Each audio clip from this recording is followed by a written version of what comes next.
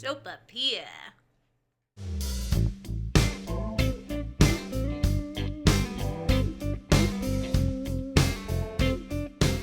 What's up, everybody, and welcome to another episode of Let's Get Deep. I'm your host, Keith Allen, and we are back for the new year with a special guest. Our guest today is everything. He is an actor, a director, a writer, a producer, an immigrant from Brazil, and you definitely recognize him because his face has been plastered on the biggest billboards and newspapers all across Albuquerque. Ladies and gentlemen, give it up for the one and only Diego Gonçalves. What's up, everybody? What up? Welcome, man. Oh, thank you so much for having me, Keith. Yeah, it's a new year. I'm excited to be here. Did I say your last name right? Yeah, Gonçalves. Yeah, that was good. You got that squiggly thing on that on squiggly thing. Yeah. What is that? That's called a cedilla. Oh, cedilla. Cedilla. Yeah, I think they have in French. They have in some other languages too. But yeah, cedilla. That sounds exotic as hell on the sea. Nice. Okay.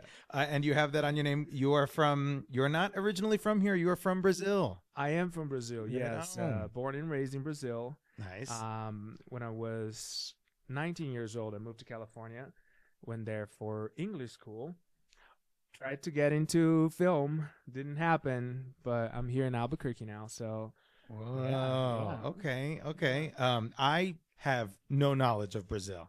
All I know is that some people spell it with a Z, some people spell it with an S. And so can you tell me a little bit about the origins of back home? Yeah, well, I'm from the city called Curitiba. Curitiba is the capital of Paraná, which is my state.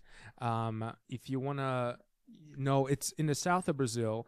So there is, São Paulo, São Paulo. Yeah. So there are three big capitals, which is capitals of their state. So there's Rio de Janeiro, São Paulo, and if you keep going down, the next capital is is Curitiba. That's where I'm from.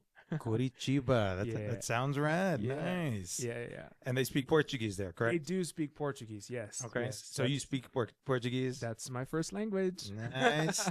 So how many languages do you speak? Officially 3. I do speak Portuguese, and when I moved to California, I learned Spanish and English at the same time.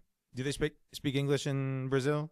Or do they speak like English or Spanish? So because Brazil has borders with like a lot of Spanish countries. So in the border, they speak what they call Portuñol, which is a mix of both Spanish and Portuguese. So like both sides can understand what they're trying to say.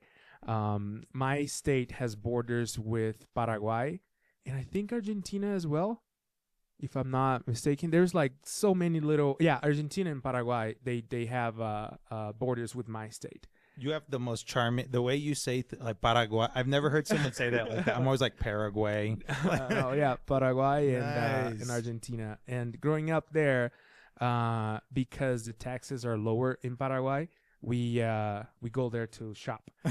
So that's a big shopping tourism. Nice. And so we go to Paraguay to get like phones or DVDs or, and video games or whatnot. And what is Brazilian culture like? What is like some big priorities there? We value a lot our self being. Is that self-sufficient? Right? Maybe not self-sufficient, but like I think the biggest difference about Brazilian culture and American culture is that Brazil value a lot like our free time and just having a good time. You know what I mean? Like every single weekend, we go out with friends. On Sunday, we meet with families. We have like barbecue, what we call churrasco. And we're very like loving and caring for each other and affectionate. You know what I mean? That's the biggest difference from like American culture. When I moved to California first, one of the biggest things that I one of the first culture shock is because like I didn't know much about California or the US, but like what I learned from movies. So when I got to California, I went to school. I went to ESL class, which is English as second language. Nice. And then every time I would introduce myself in Brazil, you just give him a hug, or like if it's a girl, if it's like on a social event where you're meeting someone's friend or whatever, you give a kiss on the cheek. So you normally kiss on the cheek. Yeah, yeah, and Oh. it's just culture. You know what I mean? Like, hi, my name is this. How are you? And then we just Wait, so now do you have to like No. subdue the urge of Yeah, to- I think that first year was very much like I have to learn how to just keep everything to myself, kind of thing. You know what I mean? Fascinating. I mean, I feel like having that connection with other people, it's very important. You know what I mean? Because in Brazilian culture, like I feel our connections to people are a little more deep. Like we just don't. Oh yeah, I know that person, but do you know them? You know what I mean? That's deep. Like do you know them? You know what I mean? And Do you miss it? oh yeah, Yeah. all the time. I love Brazil. I go there whenever I can. Last time I was there was 21, 22. I went there with Michelle, my partner, and we it was right after the pandemic. Like I needed to get back with my family and just see how they're doing, and just like we stayed for that whole period of like pandemic and then the stress and all of that. And I was like, you know what, maybe it's time for us to just chill a little bit. So we were there for 6 months. Whoa. I took Michelle there, and we just forgot about everything. And So she's not from there. no, Oh. Michelle's from El Paso. Oh, okay. Yeah, nice. yeah. Why, if we could backtrack, why America / LA? Well, I moved to LA for movies. Nice. And I being an immigrant, it's like moved there, and there was this whole process. Like when I got there, I first had to learn English, so I got a student visa. I went to school, and that whole thing limited myself a lot when it came to like being an artist or working on my craft. You know what I mean? Because one thing that people don't take into consideration when they talk to immigrants, I'm like, oh yeah, you're just someone from a country, like just like everyone else. But like you move to the US or you move to a different country, like immigrants, I feel like all over the world, like if you come from somewhere where we're not from that place, you go there, you don't know anybody, you don't know the language, you don't have anyone to vouch for you, you don't have family members, you don't have friends. So like it's very hard. It's very hard. It's like moving to LA, it was a period where I had both the best days of my life and the worst days of my life, like within a week. You know what I mean? Because you have so many highs, like, oh my God, I'm in California, I'm in Hollywood, but at the same time, I'm like, but I don't know anyone. Like, I don't have any friends. I don't know how to speak English. You know what I mean? Did you have any English? Well, I had before you came over? like same thing when people ask like, "Oh, did you know English? Like, do you know Spanish?" "Oh, I learned Spanish in high school here, right? But can you go to Mexico or can you go to Spain and have a and get a job?" You know what I mean? Yeah. So you have like that base of like, "Hi, my name is Diego and I'm from Brazil." That's it. So yeah, and I think that's the hardest thing, like getting to a new place, not having anyone to vouch for you, and just like just that struggle of like having to go to school, having to go to work, and just trying to like get better as a human being, like getting your skills, your base skills, which is communication. You know what I mean? Did you have like a Brazilian crowd or posse that you hung out so with? yeah, I did have some communities in LA, like some people I knew from like the churches I would go, or the church I would go, or to like some people I knew from school. You know what I mean? And but moving, I mean, it's good to have like Brazilian friends, or someone like you move to a different country and then you find someone from the same place as you. But at the same time, if you only talk to Brazilians, you don't learn English. you know. Because you're all speaking Yeah, Portuguese. and that's the I see that a lot. You know what I mean? A lot of Oh. immigrants, they come and they just hang out with their peeps, and they don't evolve, which is not a bad thing. You know, like it is comfortable and it is safe to be like with your community, but at the same time, you're in a new place.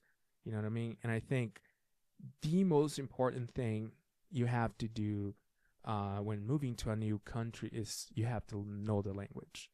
You know what I mean? You have to learn English. You have to learn the language from that place. You know? Why was what was the process like? It was probably a long to become an American citizen. Take me through this process. Well, how much does it cost? What do you got to do? Like, so that's another thing that, you know, like some many people don't know. I'm like, oh yeah, he's from Brazil. He probably just, you know, crossed the U.S.-Mexico border and he's here now. or no, oh, he just bought a plane ticket and now he came here. You know what I mean? But no. So for you to come to the U.S. as an immigrant, first, legally, that is, right? My case. But first, you got to get a visa. And that process is already very stressful. Like the process of you just getting the visa in order to come to the U.S. When I came, I think it still is $250, and it was $250 back in like 2013 for a chance to get it, or for just a chance. for a chance. So Okay. you pay the $250, which I think that's how much it is. You pay that. You go for you fill out this huge form with like, I don't know, I forgot, but like 100 questions. You know, like, what are you gonna do in the United States? Are you affiliated with any terrorism? You know, like the weirdest questions. And you fill out the huge questions book, whatever, and then you go to the interview.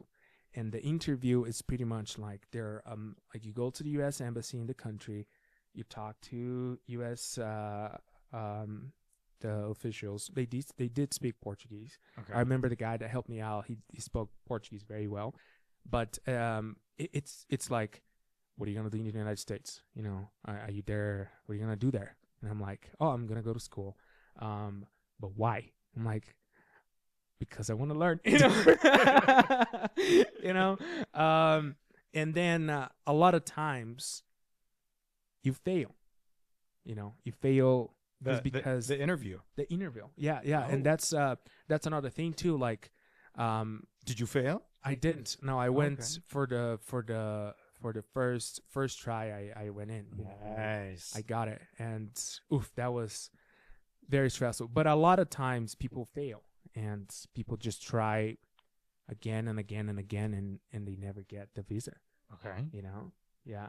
And okay, so you get approved. What's it feel like? Well, you get approved. Let's go, right? Like right then and there, like you right passed. there. Yeah, Okay. you passed. They keep your passport, and you're like, "Hey, we're gonna send your passport in the mail," and then you get your passport, and your visa come attached to the passport. Okay. So you get stamped. You know, like, I had a visa there. Blah blah blah. Nice. You still have to go to immigration again when you land in the United States. Okay. And right there and then, they can also say no.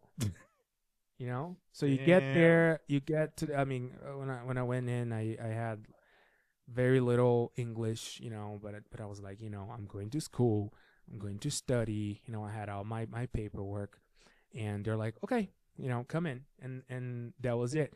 But at the same time, once you get to the U.S., you have to maintain all your documentation. You know, everything has to be in order. And it's not like, you know, like, I came here with a F1 visa, which is a student visa, and then with that, you have to maintain the visa, so you have to keep going to school. I had to go to school at least, I think it was 4 days out of the week. I have to go to school for at least 4 or 5 hours, if I'm not mistaken. So you and then you gotta pay for that school. And if you go to college, there is no student loans. You have to pay everything up front. What? Really? Yes. Whoa. As an immigrant, everything has to be up front. Blah blah blah blah blah. How how long is your study? Oh, I'm paying for 3 months or a month or 6 months. You just everything up front. Did you have a bunch of money saved up before you went? I worked a lot during high school, so yes, I had like some money. But at the same time, like when I got there, like just got out and like make your ways. You know what I mean? Just keep working and for the residency part, so I did go to school for 7 years, and I eventually got married, and that was a whole other process because a lot of people think like, oh, you get married, you automatically become a U.S. citizen. No, you have to basically start that whole big process. You have to start it all over again. So at first, you have to make sure like all your papers are in order. And there's like huge applications of like same thing, a lot of questions and a lot of different applications. And I remember for my residency card, I think we spent around $7,000 to $8,000. Whoa! Just for the residency card. Yeah. So it is just for the card, not just, for like a wedding. No. Okay. That's only for the documents. Wow. And yeah, I mean, like it's one big payment or like over time. It's like there is a lot of little things that you have to do that accumulate that money. You know what I mean? If you go through a lawyer or if you go, translate all of your documents, because like, for example, your birth certificate has to be in English, and I had a Brazilian birth certificate. So you have to get it translated by someone who can officiate that as an official document, and that costs money. Also, when you're an immigrant, to get a residency card, you have to go through the hospital, you have to go to a licensed doctor, and you have to get all these tests of like diseases. Wow. You have to because they check your blood, blah blah blah. And there's this vaccine shots that you have to take it as well. So all of that, how much medical bills are in the United States. You have to pay for all of that yourself. Wow. So yeah, to become a resident, you gotta go to the hospital, get checked up, and then you get your paper. Oh, and you also have to go to an interview again. In that interview, they can say no, and once they say no, there's literally nothing you can do. Wow. So wait, okay, so you get married. Yeah. Shout out to Michelle. And was becoming a citizen a part of that, or like I'm not a citizen yet. Oh, you're officially not. I am a resident. What is the difference? I don't even. Okay. A resident, basically, a resident have the same. You have the same rights as a citizen, but you cannot vote. You can't vote. No. Oh. And a For how long? Like when will you become a citizen? When do you become a citizen? So there is this process. So as soon as you get your permanent green card, so at first you get a card that says, I can show you later, but basically like a card like that you're a resident. That card is valid for 2 years. After 2 years, they reevaluate your case because a lot of people get married just for the green card. Okay. So after the 2 years, they reevaluate your case to make sure your marriage is legit. And you go for a chance of like getting a 10-year residency. That's the one I have right now. And after you get your permanent green card, in 5 years you can become a citizen, which is a whole other process again. So you're not at the end. You haven't made it all the way yet. No. You're about like 3/4 of the way. Yeah, so I'm almost there, but still like even now I'm thinking like, damn, that whole process of the whole citizenship, it's gonna be like I have to learn about like, who is the 27th president of the United States? So you got to take that test. That yes, they talk about. yes. You have not done that yet. No, I haven't. Okay. And then once you do that, you become a citizen of the United States. Wow. And then once I become a citizen, I can do everything a citizen does except be the president of the United States. So I cannot be the president. I can be the governor. Okay. President. Shout out to Arnold Schwarzenegger. Hey, immigrants. Wow, man. Well, congrats on your progress so far. Oh, thank you. Thank you. That's Thank nuts. I had no idea. Yes. Whoa. And like, it's hard, man. It's hard. The hardest thing is like, so some of my family members tried to get their visa to come visit me, and they didn't get approved. Oh. And that's hard. You know what I mean? Because like, and like I said, there's nothing you can do. You pay those $250, and oh no, sorry. Damn. Thank you for the $250. The United States, thank you. That's whack. Yeah. Oh man. Yeah. Well, that's so why? So you said you came to LA, in 2013, right? 2013. 2013 Yes, to follow the dream. Have you always wanted to be an actor? I've always wanted to be an actor. Really? Yeah. Back when I was a kid, my dad was a photographer. So, since I was very young, there was a lot of like photo shoots that he would do, and I would like put cool little costumes and, like work, and in like little things as a kid. And, like in high school, I was part of like the theater group or whatever. And back in like 2010, I think, I was part of a stand-up comedy group in Brazil. And that whole like acting and being in front of people, it's kind of natural, and it's something I have joy of doing. You know what I mean? Because that's one thing too. Like, you gotta do what you like, man. I have a degree in I'm a electronic technician. And that's how I got money to move to California, because I started working very early. Started working with my dad when I was like 12, doing photography shoots. And when I was like 14, 15, I was already working for a company as a technician. And that's how like I was able to get like money, also because I was living with my parents.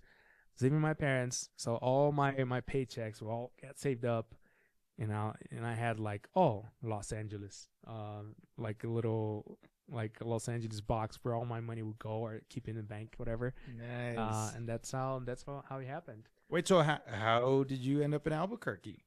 Well, I think so I moved to LA first. I always wanted to work in the industry there, but because of like my status, as a student, I couldn't work in like in anything too big. You know what I mean? Like, there was limited places that I had to work. And I didn't have the opportunity to just, apply for a PA gig or apply for a background gig until I got my residency card. Really? Which was 2020. Yeah. I got my residency card in 2020, which is like barely 5 years ago. And what happened in 2020? Pandemic. So like, man. it was crazy. Right when I got my residency card, pandemic. It was like the same year. And like, it was all those years building up to that moment. And I'm like, once I get my green card, everything's gonna happen. You know what I mean? Like, I'm gonna apply for all this stuff. I'm gonna go to like college for this. I'm gonna take this, that.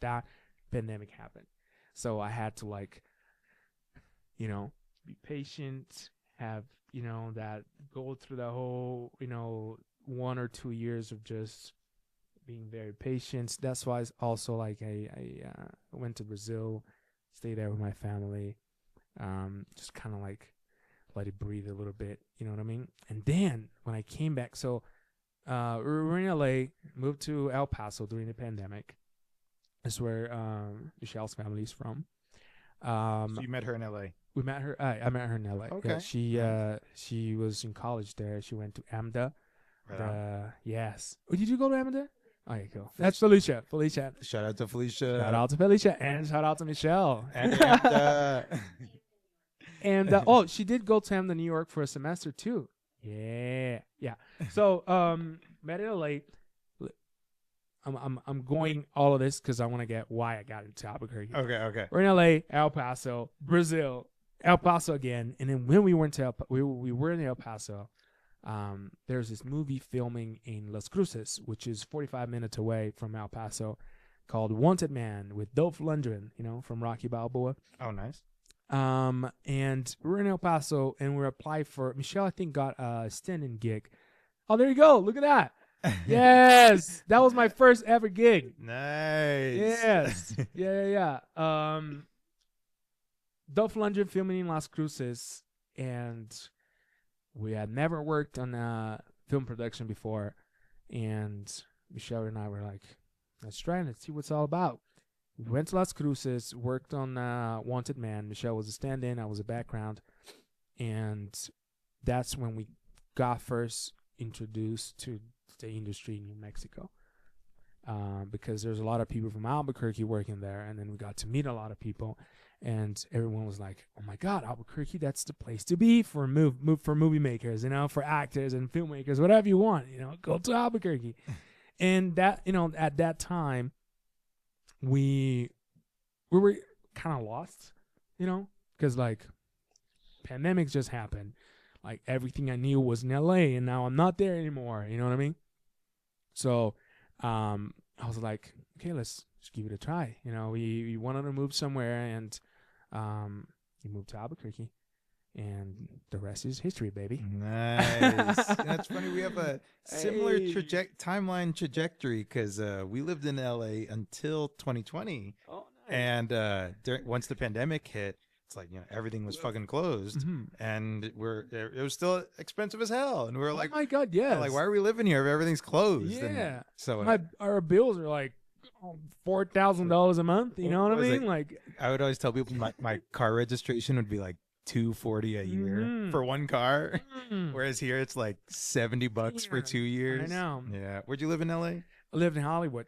In Hollywood. Okay. At first, I was on Cherokee, which like around La Brea and Sunset.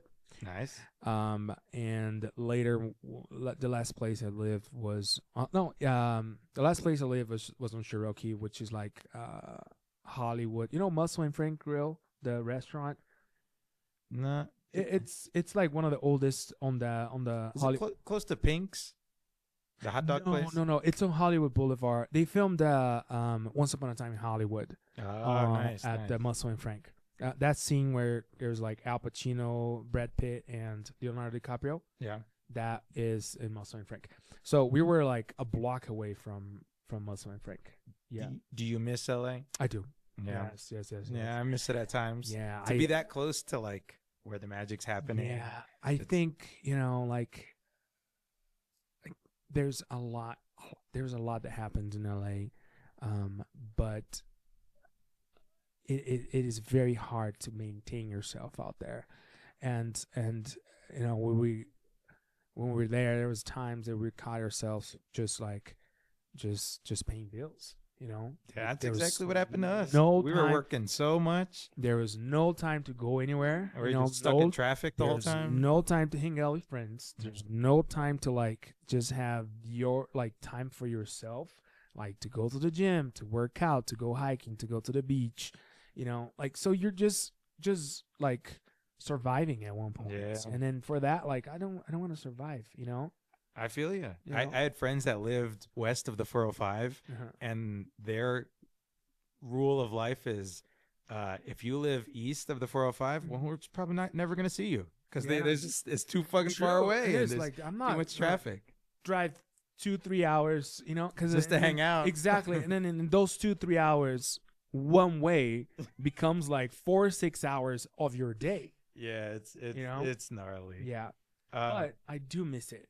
Yeah. I miss the ocean. I miss the glamour, which is not the glamour, but like, it's Los Angeles. It's the Mecca of like. Look at that. It's the Mecca. Look at that high kick. Nice. It's the Mecca of film. So like sometimes, you're missed. And with I was talking to Michelle, and I was talking to some of my friends there. I was very sad with the whole wildfires happening right now. Prayers to all my friends out there, and please be safe. But living in LA also comes with a lot of environmental and natural disasters, which is Wildfires are pretty gnarly out there. Fires, earthquakes, Yeah. the air quality being terrible most of the time. That's the first thing I noticed when I moved to Albuquerque was like, oh, I can't breathe. Like the sky is clear. Yeah. That's the first thing, and that's one of the reasons why I love New Mexico. And besides everything, like the nature and the air and the sky, it's beautiful. Well, let's talk about it. How has it been to you? I mean, I've seen your face all over town and on newspapers and on billboards and doing commercials, Blake's commercials and stuff. So how's it been so far? What you think about it all? It's been good. The whole billboard situation is just funny, like literally the biggest billboard in the city, oh my God. the one next to the big I. Yeah, that's you. Yes. Look at I love And this reel. like This is so awesome. Nice. It is so funny, like you do, like as an actor, we do so many gigs. I was never expecting to come out on a billboard. Got this gig. I was there. I'm like, okay, take a picture with this sign, and next thing I know, a couple weeks passes by, and someone sent me a picture, and I'm like, dude, you're just right out of the 125, the I-25. I was like, what? And I went there. And I was like, what? And that's all people talked about for like the whole past year. I'll go to places like, oh, you're the guy from the billboard, Well, what was that like when you first saw it for the very first time? It's crazy. You're like, I made it. Like, I made it. It's funny because I didn't get paid that much to be on a billboard. I didn't know I was gonna be on a billboard, and there I was. I totally feel you. I'm like, if I would have known it was on a billboard, I wish I got paid more. Dude, a little bit more. Just work out with me here. A random fact. We were talking with a company that we were working with, and I was on like a billboard on the far side of town, and I was like, man, I wonder what they do. Remember we talked about like, I wonder what they do with it afterwards. And he was like, I know exactly what they do with it. And I was like, what do they do? And he was like, we're right next to one of the companies, and we buy them off of them for like $20 to use as like tarp to lay down when they're like painting houses and doing construction. That's what they do with it. Yeah. I heard, I was talking to one of the other distributors, and I think they have like, not the big ones, which is paper. They have those that were like vinyl or whatever. And I think those they also donate for like, I think he mentioned something like, oh yeah, when for cattle, so they built the little like little places where they can be like on the winter or whatever, or people that raise like animals. So they buy like farms. Some farms they buy them and they just build shelters for the animals. That means your face is above some chickens and cows. Some chickens and cows. You have out in Edgewood right now, right there, like But man, I wish we could have gotten those. I don't know what I would do with it. I'd probably hang it up in my garage. I was able, take up my whole garage. I know. I was able to every time. So that same picture came out twice on Albuquerque Journal. Nice. And I was able to keep both. Hey. Albuquerque Journal ones. Were you sad when they took the billboard down? Honestly, I was a little glad. Really? Because no one, when people would see me, no one was like, hey, man, how you doing? How you been? Everyone's like, oh, my God, I just saw you on the billboard. But, it's funny, but I want to say that hopefully in some ways have open opportunities for me, because like you have your face, people see your face all the time. It has an impact on people and how they see you. So, hopefully that has opened more doors, in one way or another, It's weird. It gives an image that like, the first impression that I think is like, wow, he's up there. He's probably getting paid a lot of money to be up there. Exactly. When realistically, like, I think my My one that How I much- did was like how much you get paid? there was I remember exactly how much I got paid for that. like I remember my first gig was a P&M gig, and I got a couple spots, and I was paid like $250 each spot or something, and I was like, all right, cool. And then they like kept the rights to it for like 2 years and just kept replaying it over and over again. People were like, oh, I see you on TV all the time, and I'm like, I don't get paid any extra. Exactly. It ain't union. I'm like, ah, man. If we did get paid extra for how many times it airs or how many, oh How many people? Yeah. man. One time I joked. I was like, someone came to me and I was like, oh, I get paid $5 every time someone mentioned my billboard, and they're like, oh my god, that's so cool. And I'm like, no, that, that is definitely not what happens. You know, it's one time only, and there you are. How is the rest of the film scene in New Mexico treating you, and how's it been? And well, before you, one thing that I want to commend you for is you have you are one of the filmmakers here that just keeps on fucking plowing along. Like, if there's not auditions, then you're making something. If you're not making something, you're writing something. And tell me about that. Why and what up, and how you get the inspiration for some of these things. And Well, yeah, well, I just spilled a little bit of my lore here, you know, with the whole years and years of just waiting around, basically. So right now, like that, I'm in the environment with the tools that I need. Like the way I think, I'm like, I don't have time to waste now, you know. So I just gotta keep doing what I've always wanted to do, which is making movies and acting and writing. And just right now I keep it to myself that I'm in the process of learning, you know what I mean? So right now all it is just learn.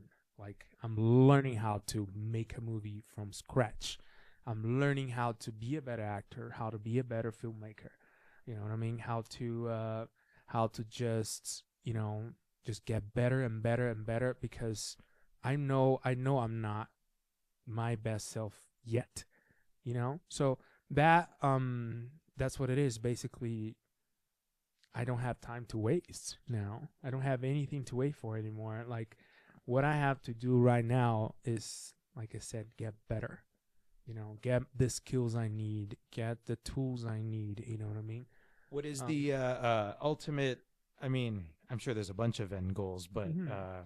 which working toward? What's something in the future that you're like, damn, I did it. Like, what would you like to do? Like, make a feature film or be in a feature or? So the thing is, you know, I'm a very simple man. You know, and that's what I think has kept me going all these years. And now with the whole, you know, like me coming out in movies now or doing my own stuff, a lot of people think like, oh my god, Diego, he's a star, he's like this. Like my goal is very simple. All I want to do, like my ultimate goal, I want to be able to afford traveling all over the world. That is my goal. You know, if I can Nice. take my family all over the world, like my ultimate goal is like, Keith, do you want to have breakfast in Tokyo right now? Let's go. Pack your bags, get your passport. We're going. That's my goal. Nice. And if I can achieve that through filmmaking, let's go. You know, That's right. through acting or directing, the ultimate goal, either acting or directing. I'm still finding out which one I love most. I love both right now. I as little as like as little progress as I made on this past year, you know, I think I I'm still developing this taste for directing, and I think it's great, man. You know, like I just feel like very natural, and there's a lot of, because being an actor, you're around a lot of different styles of directors and different styles of producers and different movie sets. You know what I mean? Because that's one thing. In my opinion, directing is not only about the way it looks. You know what I mean? Like a movie can look amazing and can still be terrible, still can be unwatchable. Directing is a lot about human connection and human how does that character sound like? Does it sound natural? What is that character going through? You know what I mean? So when I go to a movie set as a director, I'm like, I'm telling my actors, I'm like, hey, how would you how would you how would you say this yourself? How would you say that? You're like, oh, I'm gonna say like this, because a lot of times, like a lot of actors, they're like tense, or they're like this, or they're worrying too much about their performance, and I'm like, no, man, like just first of all, take a breath. You're already here. You already got cast on this role. Let's work around it. You know what I mean? And being an actor, like I said, you work with so many different directors, and I learn a lot. I learn a lot from the good and the bad side of the other directors. And if it's a good, and then it's beautiful. I go to and all I've learned about filmmaking was through doing background. Go to background, because that's how I started. I started doing background, and I'll talk to people, and they're like, "Oh no, man, I just love being background," or like, I've been doing background for like 10, 15 years, man. And I'm like, how come? Like, and then I'll ask them, I'm like, so where do you want to go from here? And they're like, oh, like I want to do this, but like, are you working on yourself to achieve that? You know what I mean? Like, you have all the tools here, man. You're already on the movie set. You can talk to all of these people, like on the specific times. You can talk to your PA. If you're a nice professional on set, be like, hey, like, how you doing? Like, how is it to be a PA? Can I give you my number? So, if you ever need a PA, and 10 out of 10, like, if you talk to the right people, they're like, yeah, like, there is this one shoot we're doing on this shitty day, on this shitty weather. We definitely need you on that day. And that's how you start, So, like, oh, yeah, we're filming January. It's going to be an overnight shoot out there in the middle of nowhere. We definitely need you there. And that's how you're going to start, You're going to start on those overnight shoots on the cold, or July in the middle, filming in the desert in July, But anyways, yeah, that was joking. But back to it, you have everything you need to progress in the industry here. Absolutely, I agree. I mean, like, talk to the right person, get the skills you need. You know what I mean, and just if you're a stand-in background, like the low, or a PA on the lower levels, look around you. See how does a good director does it. Does it do well? That's how you're supposed to do. How does a bad director do it? That's what you're not supposed to do. You know what I mean? Yeah, I've seen a lot of people just chill on movie sets. I'm like, you're surrounded by. Yeah. You could learn. You could just learn from the lighting guys. Exactly. See what the lighting guys do. You can go, like, but going to movie sets as an actor, I learned a lot about being a director and vice versa. Directing people, like going to a movie set where I'm the director. I work with this variety of people, varieties of actors, and I see how they do it. If they're doing a good job, and then I see their process, I'm like, that's amazing. Like I want to like do like that guy or that person. Like they have a different process of getting to this character, and I'm there and I'm like amazed, and I'm like, that's awesome. Let's do it. And then I keep that for myself. You know what I mean? Nice. Something that blows my mind is I'm watching Ozark right now, and at the end of the credits, you'll see directed by Jason Bateman, the main character. So he's the main actor and he's the director. And I'm like, I can't even imagine trying to be the lead actor and direct everybody, and be able to watch the playback, and being able to like, all right, yeah, that's good. Let's move on. I look good. I don't think I've ever seen anything I've done that I'm like, yeah, that's good. Let's move on. Yeah. So that blows my. Imagine doing that. Yeah. Well, I love having I've always done little cameos on my movies. Nice. So there is that time, like little moments or snippets where I'm like, okay, now I have to forget that I'm a producer of this. I have to forget that, like, I didn't sleep last night because I was worried about location. I have to forget that, like, I'm all of those things. I love the 48 where they killed you. You were drunk as hell and they killed you. Yeah, well, that was I was not. I was just an actor on that one. Yeah, But yes, I did die on one of the times. But But also shout out to your the one Leave This Town. It was one of your early. Leave This Town. I have so much like Leave This Town is a beautiful like place in my heart because it was when I was like, okay, we're gonna make this movie and it's gonna look good. And it was our first time getting a team together for a 48. And I team up with this amazing little amazing creators with like, all this skills. And I was like, let's just sit down and do something great. And it was our first time.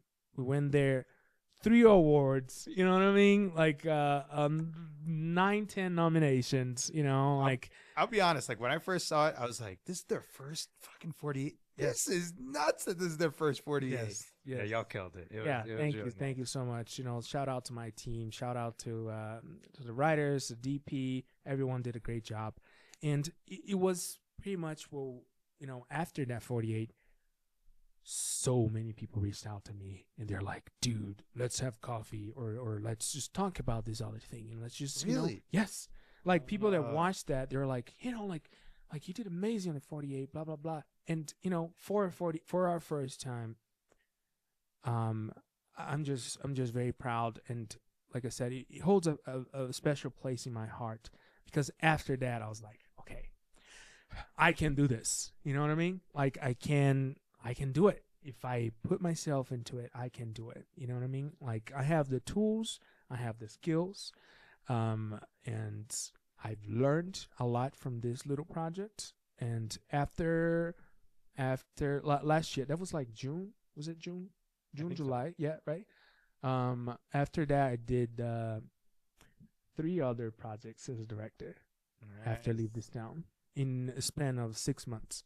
That is nuts. Yeah, that is a big feat. Yeah. One thing I noticed, I filmed the award ceremony that Leave This Town won some awards, and I remember looking at you. You were dressed to the nines, and just whenever they were announcing anything, you cared so much. Yeah, I could see it in your eyes. You're like, I want this so fucking bad. Like out of everyone in the room, I saw that look in your eye. Like, please, it was really cool to see how much you cared. Yeah. Thank you. I do think that we should have gotten more awards compared to the, let's just say it like that. But yes. The cool thing is you didn't let a lack of awards or the awards that you did get stop you. You just kept on plowing along and making more shit. Yeah. That's really admirable. And like I said, process of learning, like you do a project, you learn from your, like starting off, you're going to mess up. You're going to have like trials and tribulations, like through the whole process of filmmaking, like you're going to get stressed. You're going to do this, that is part of it. You have to learn how to deal with stress, how to deal with like people being like, oh, you did not do a good job, or you did do a good job. You know what I mean? You have to deal with criticism. You have to learn how to deal with all of that.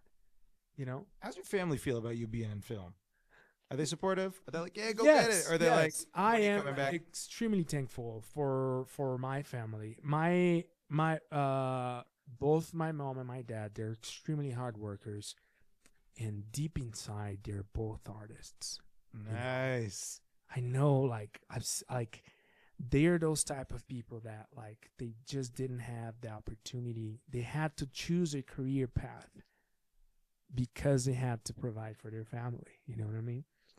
But they're both artists. And one thing that my parents did was always invest in art. So when I was a kid, I went to art school. I was always involved on painting, drawing, sculpting, theater, photography. You know what I mean? So when I was like, hey, I want to be an actor or I want to be a filmmaker, they're like, yeah, okay. Nice. Okay. There is you know, it's challenging. It's challenging, but at the same time, like it's what gives me joy, and I don't think Nice. I can go anywhere. You know, I think it's what it is. Yeah. That support is beautiful. Yeah. Speaking of support, Yeah. let's talk about the lady. Let's talk about how you and Michelle met. How'd that all go down? The I lady. love the eyebrows. Because Michelle- I don't know much. She's very quiet. Well, at least to me, she's very quiet and to herself. And I have no idea how you guys met or what's the dynamic of y'all two. So yeah. Well, I am first of all very grateful that I have a partner who is also in the industry. nice. Because I mean, as you guys know, it is it like someone that can support you, someone that understands that whole schedule and the whole like process of like, oh, I'm gonna be out of town for a week Yeah, doing a movie 14-hour day. starting tomorrow at 9 a.m. You know, like or you know, like, oh, when are you leaving? Tomorrow, because I just got the email that I got cast right now, and we're filming tomorrow. It's so true. Yeah. You know, or like, oh yeah, I'm working on the set and we wrap at 4 or 5 in the morning. You know what I mean? Like Yeah. having someone to be supportive of that, and then someone that understands, it's very important. Mhm. But we did, you know, we met in LA. She was going through, she's going to AMDA for acting, musical theater. She has a musical theater major. Nice. And you know, we were just out there. We're both outsiders. She's from El Paso and I'm from Brazil. And you know, just got to know each other and, you know, talk about our goals and plans and stuff. And you know, it was very important to that time to have someone to like to be first of all, to have a partner. I think in LA is very hard to find someone who's like, you know, because it's such a like, I think LA is a very momentary city.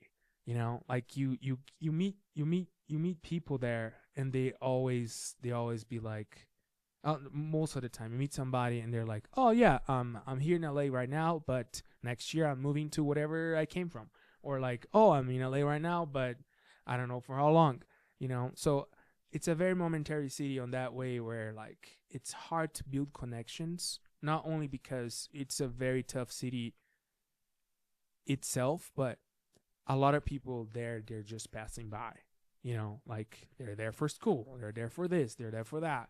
So like building a connection where like, oh yeah, I want to be with this person, it's very hard. It's because like, you know, I had my heart broken so many times where like, you know, you get to know this person, they're nice, amazing, and all of a sudden like, oh yeah, by the way, I'm moving to wherever I came from, you know what I mean? So having someone there to just kind of like, also someone on a similar situation, even though Michelle's not an immigrant, she was someone from outside of the town. So we did get to explore the city together. You know what I mean? I got to know like different places. We always like go out to try new places, and I think that's what we still like doing. We still like exploring, and I think that's what we're a good match. You know, we're always all about exploring. That's why when we came to Albuquerque, we were like, oh, okay, this is just another map to explore. Let's go. You know, so like having someone like that, it's amazing. You know, supportive, someone who is on the same page when it comes to your goals, your schedule, your, you know, like someone who's always like also bringing you up, especially being a actor and filmmaker where everything is just like, oh, I did amazing on that audition, and then you just build all of that expectation, but like you don't get it, or you're just kind of like waiting. It's good to talk to someone who understands that. Yeah, there was when You know? we chatted a couple days ago about the things you wanted to talk about in this interview, and one of the main topics you wanted to cover was mental health. Oh, yeah. And all in different aspects. as dudes, as Yeah. men, but also as actors. It is a Yes. very gnarly ride Yes. to like kill an audition Yeah. and never hear from it Exactly. again. Put all that time and effort and hope into it. Yeah. And money, and it's really weird. It It's is. weird to, and also to have someone be able to be like, all right, I cast you and you got to be available tomorrow. Yeah. And you be able to drop whatever you're Yeah. doing Uh-huh. and have that availability. And Yeah. it's a very bizarre field. Mhm. Like I remember someone said to, I think to Felicia, was like, imagine, it was talking about discrimination in the workforce, and like, imagine someone determining whether or not you have a job based on how you look. And I'm like, that's what we've been doing our entire lives. Like that's what being an actor is. Yeah. So it's isn't it really bizarre? It is. It to- is such a So many highs and lows. Yes. And because of that, I feel it's very important that not only dudes, but like, you know, everyone just to like to get to know yourself more. You know, get to like, okay, like I'm feeling this. Is this a real feeling? Is this like, you know, especially like with auditioning, for example, you know, like you feel so much anxiety, you know, like, or anticipation for that, but like, is there anything you can do about it? You know what I mean? Is that something that you have control over? You know what I mean? No. So it is something that you have to be okay with, you know, and I think acknowledging those things and, you know, just being like, okay, there's nothing I can do about this. Let's move on from that and just keep going. I think it is very important. It takes a long time. Otherwise, master what happens is like you're gonna be in constant anxiety, and that can lead to a lot of other things. You know what I mean?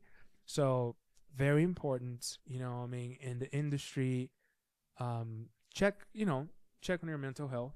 You know, first, you know, I think very important to get to know yourself. You know, get to know your feelings. Get to know like, hey, I am okay to do this right now, or I'm not okay to do this right now. You know what I mean? Very, very important, and something that's not really talked about enough, I feel like, especially for men, you know, because dudes, you know, dudes like to hold it in. They do. Yeah, they know? really and do. And then, I mean, not only dudes, I mean, I feel like, you know, on a majority of it, you know, it is because like as an actor, a lot of times everyone just expects you to be like, hey man, but you're doing this, you should feel amazing. You know what I mean? Or you're doing that, you should feel this way, you should feel that way. But like, you know, like, are you feeling good? Is that like, you know, bringing you joy, or is that like, it's okay, I feel like, to step back a little bit and just be like, okay, I gotta make sure that I'm 100%, or at least like 90% in order to proceed with this, because otherwise you're going to catch yourself in a situation where you're going to be too deep into like a project or something, and you're not okay. You know what I mean? So being like always checking your mental health and making sure that you're okay, it's very important in order for you to keep going in this industry. Yeah. You know what I mean? A lot of people don't know what's going on behind it all. It is. You know? And, you know, like, you can be the big happy man on the billboard, but you only got paid a couple $100 for that. yeah. And it's bizarre. I remember, like, I think it was last year, I was a hype man for a football team, screaming into a microphone, getting the crowd hype. And then I go back and I'm just so gassed and exhausted. And I'm just like, all during halftime, I'm just like, just a potato. And then I got to get back up and go do it all over again. And then it's interesting. But I'm glad you pointed out. I'm glad you shed some light on it, because it's something that not a lot of people talk about. Yeah. It is taxing as an actor to, like, I always use the story of like, my agent got me auditioned once for a Clint Eastwood movie, and she was like, I got you an audition for a Clint Eastwood movie. You better fucking nail this. And I was like, oh, I promise you, I'm going to nail the shit out of it. Send me the sides. And then I get the sides, and my line is, hey. And that's all it is, just hey. And you know how much fucking time I spent thinking how many times I could say hey, how many different ways I could do You it. can only send 2 takes. And then You can only say hey or hey. and then I send it out and then I don't get it. And I'm like, oh Yeah, my gosh. So yes. it took a long time to master the muscle of being able to just throw an audition out into the ether and just completely forget about Forget it. I mean, Yeah. I mean, I know, like, for example, Michelle keeps a whole spreadsheet of like Really? callbacks and like Wow. audition submissions. She has a percentage of booking. Fascinating. It works for her. She's amazing on the whole organization and the whole document and stuff. It doesn't work for me.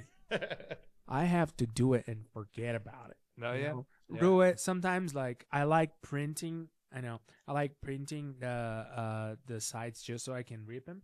You know, it's like okay, or I'll just keep it on my phone, screenshot whatever it is from Actors X or whatever, just delete it. I don't want to keep looking at it because like what's the point of just also like in-person audition, like you go there, you do it, and then you walk out and you just keep thinking in the whole day, the whole week, like, I should have done this, could have done that. Dude, you're gone already. Move on. Go for other thing. If you get it, you so get it. True. That is so true. You get it, you get it. If you don't, move on, dude.